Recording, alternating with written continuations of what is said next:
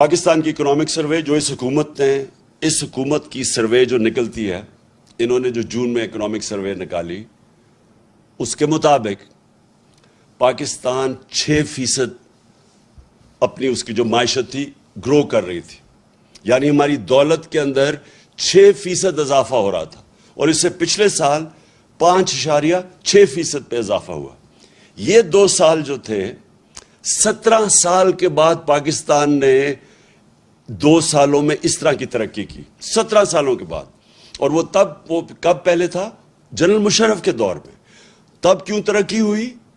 क्योंकि हम अमेरिका की जंग लड़ रहे थे, और जब हम अमेरिका की जंग लड़ रहे थे तो डॉलर्स आ रहे थे बाहर से।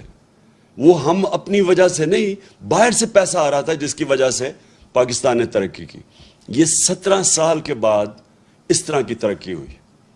हमारी ज़राअत